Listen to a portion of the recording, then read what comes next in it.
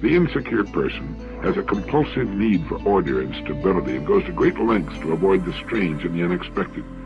The healthy person also seeks order and stability, but it is not the life or death necessity that it is for the neurotic. The mature person also has an interest in the new and the mysterious. You cannot just exist in this life. You have got to try to live. If you're waking up thinking that there's got to be more to your life than it is, man, believe that it is. Believe in your heart of hearts that it is. But to get to that life, you're going to have to jump. At one point in time, you ought to see what living's like. But the only way to see what living like, you got to jump. And here's the problem. Let me just be real with you. When you first jump, let me tell you something. The parachute will not open right away. I'm sorry. I wish I could tell you it did, but it don't. When you jump, it's not going to open right away. You're going to hit them rocks. You're going to get some skin tore off on the cliffs. You're going to get some cuts on you. You're going to be bleeding pretty bad. But eventually, the parachute has to open.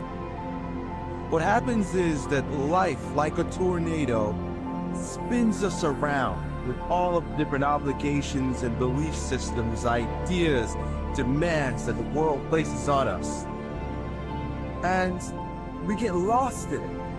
Just like you could imagine if you got picked up by a tornado. What I'm asking you to do is to learn how to step out of the tornado.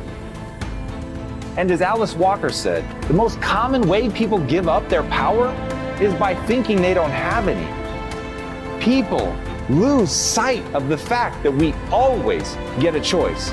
No matter what happens in your life, the one thing that you get to choose at all times is the meaning that you ascribe to it. No one can take that away. And as you begin to discover the truth of who you are, whatever challenge that you're facing in life, and if you're living, you're facing some challenge, you'll begin to know that you're powerful and that you're a miracle maker. Close the door to these destructive, limiting, defeating thoughts. But sometimes we believe them so long, they become a part of who we are. Imagine fear, worry, doubt, insecurity living in your house, dragging you down, stealing your joy, taking your peace. That may be the way it's been, but this is going to be a new day. It's time to do some house cleaning. You need to evict some tenants that have been living in your mind. Would you agree that positive thinking won't let you do anything, but it will let you do everything better than negative thinking will? Positive thinking will permit you to use the qualities which you have.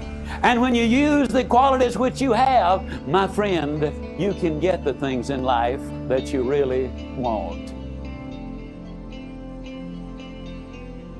People resist change because of tradition.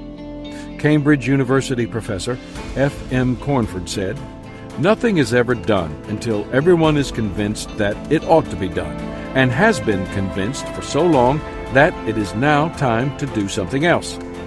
Many people cling to tradition. The assumption is that if something is tradition, it must be a better way. But that's not necessarily so. Here's a riddle that shows what I mean. How many traditionalists does it take to change a light bulb? The answer is 4.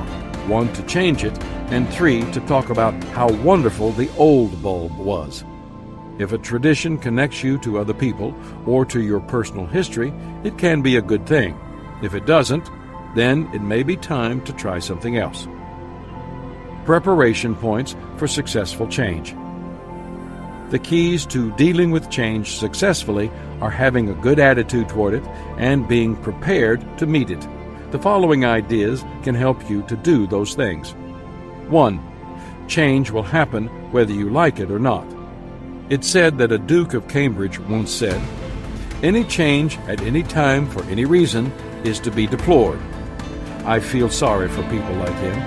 They have a hard time dealing with reality and experience a difficult life. Change is unavoidable. The only thing certain about tomorrow is that it will be different from today. If you doubt that, consider this. My grandfather had a farm. My parents had a garden. And I've got a can opener. It's a different world than it was 20 years ago, and it will be different in another 20. But the good news is that the world changes so fast that you couldn't stay wrong all the time if you tried. 2. Without change, there can be no improvement. I am not a proponent of change for its own sake. That's often a characteristic of restlessness and can be a symptom of personal inner conflict. Honestly, change can represent both possible opportunities and potential losses. Even though all progress brings change, not all change brings progress.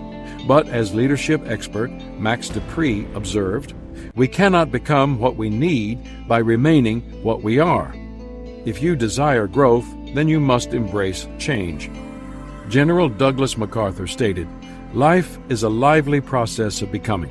If you haven't added to your interests within the past year, if you are thinking the same old thoughts, relating the same personal experiences, having the same predictable reactions, rigor mortis of the personality has set in. If you don't change the direction you are going, then you're likely to end up where you're heading. When you want something you've never had, then you have to do something you've never done.